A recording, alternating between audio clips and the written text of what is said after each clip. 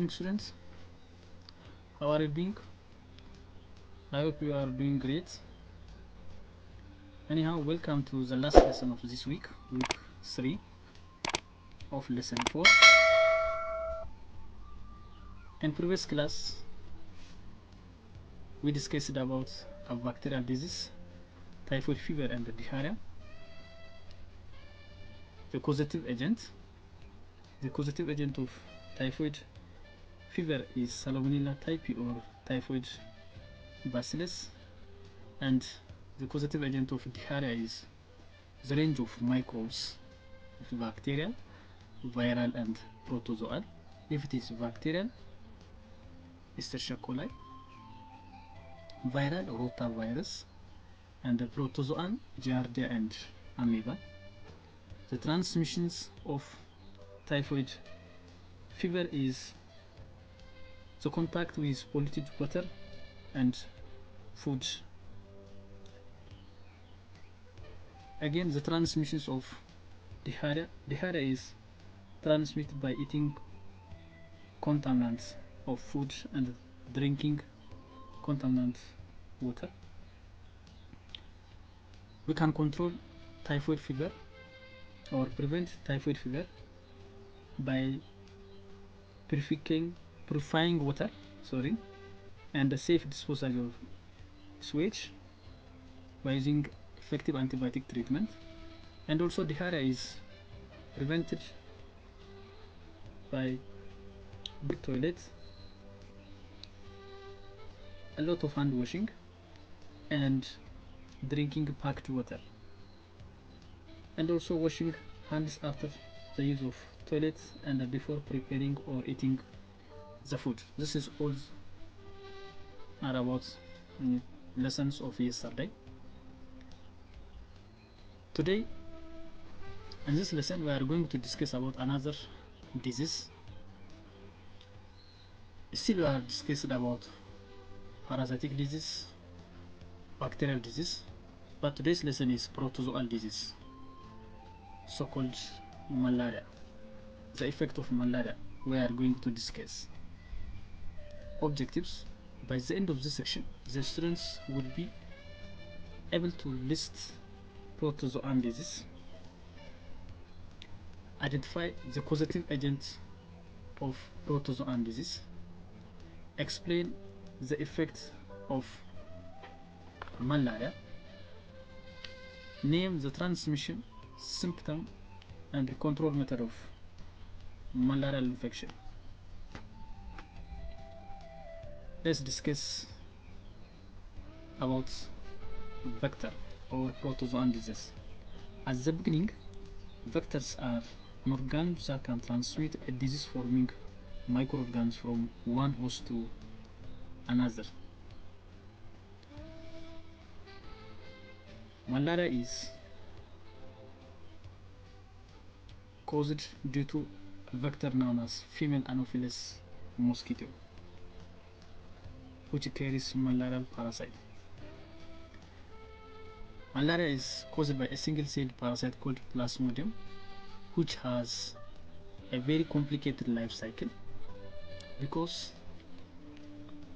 the same like that of tapeworm, it includes 2 different hosts.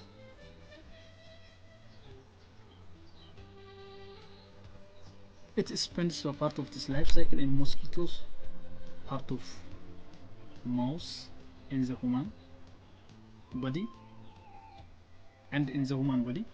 Mosquito is the female Anopheles mosquito, is the vector of the disease. The mosquito needs to feed human blood to provide protein for her developing eggs. This is when she passes on her load of Plasmodium.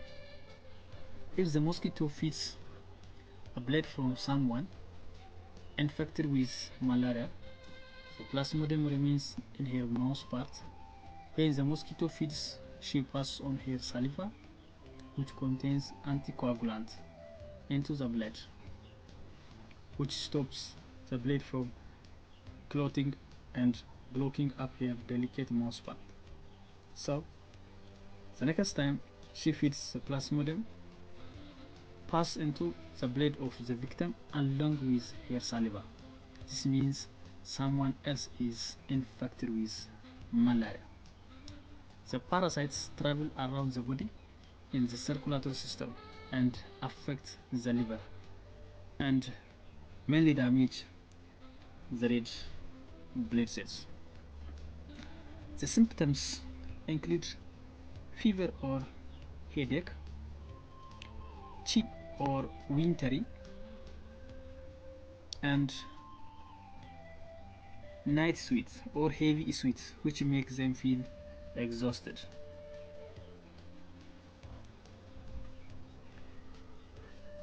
Malaria is controlled and prevented. So far, no really effective vaccine has been developed against malaria.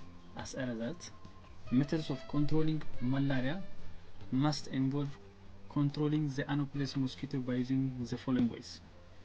Whenever possible, avoid contact with mosquitoes by using a number of ways, like using mosquito repellent, having screens on doors and windows, wearing clothes that can protect the skin from mosquitoes, and using well-made insecticide treated mosquito net. Minimize any opportunities for the mosquitoes to breed. They will lay eggs in any stagnant water, like in a garden pond, old tires, flower pots, old drink cans, etc. Remove the mosquito breeding place by removing standing water as much as possible. This can be simply done by storing the waste out of the rain and disposing properly. So which means that malaria is controlled by having effective vaccine, by killing adult mosquitoes with the use of insecticide, and spraying exposed water surface with oil to destroy mosquito larvae, and also avoiding a breeding place by covering water tank. Mainly it is prevented by using net over beds, fixing screens or windows, and also proper disposal of sewage. This is one of the preventative methods. And also using biological control in order to inhibit the growth of the larva. This is all about the control and prevention of malarial infection. The last topic of our lesson is the life cycles of female Anopheles mosquito malarial infection. Female Anopheles mosquito malarial infection is the life cycle is seems like this. The diagrams have complicated or complex because of this malarial infection of female Anopheles mosquito have a capability to affect seriously humans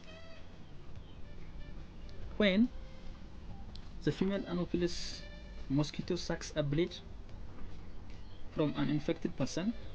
It absorbs plasmodium into its stomach along with blood. Here the plasmodium multiplies and then passes to the insect salivary gland.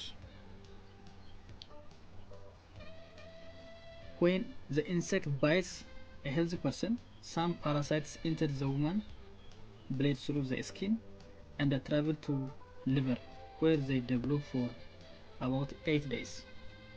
Then they re-enter the human bloodstream and invade the red blood cell. This is how malarial infection is capable in our body in order to devastating the body organs. So in total, the life cycle of malaria is starts infected female Anopheles mosquito bites a person with a malaria and takes in Plasmodium spores. Then the infected mosquito bites a healthy person. Spores are transmitted through the bloodstream and also enter the blood and are carried to the liver. In the liver, the spores reproduce and multiply. Some spores are re-enter the blood and invade the red blood cell, causing the red blood cell to burst. Finally, bursting cycle continues, accompanied by persistent fever. Dear students, I think you are doing well in the lesson. Let's revise or remind up today's lesson. In today's lesson, totally we have discussed about the protozoan disease known as malarial infection with their causative agent, and also the effects of malaria. Malaria mainly affects our body, specifically organs of liver and also red blood cells. This is all about the lesson, and those malarial infection have 4 species of Plasmodium: Plasmodium vivax, Plasmodium falciparum, and Plasmodium malaria, and finally Plasmodium ovale. Students, I think you are listening well, so that please trying to attempt the following questions. I want to give you 3 minutes to do that. Question number 1, falciparum is life-threatening. Question number 4, how malarial infection is transmitted? Malarial infection is transmitted by the bite of female Anopheles mosquito. And the last question, question number 5, name some of other vector diseases. Trypanosomiasis or African sleeping sickness by a vector such a fly. Students, this is all about the lesson. I hope you are satisfied, but there's also questions for Saturday and Sunday stay home moment. You are doing those questions well, one by one, and I will give a brief answer for those questions when it comes to week 4. Question number 1 says, how bacteria enter into the body? Question number 2, what are the symptoms of pneumonia and whooping cough? Those are bacterial disease. Question number 3, how can we prevent leprosy? Question number 4, what is the symptom of tetanus?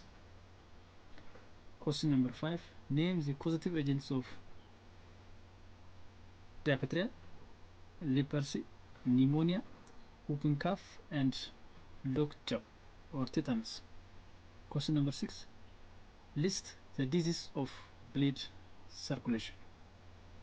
Question number 7, a plant virus that attack potato and tomato is blank. Question number 8, plant and animal virus which attack bacteria only is blank. Students, please attempt seriously those 8 questions until Monday of week 4. Thank you for your careful considerations of total of the lesson. including week of lesson. Until we meet next time, stay safe, stay home, and save lives. See you Monday.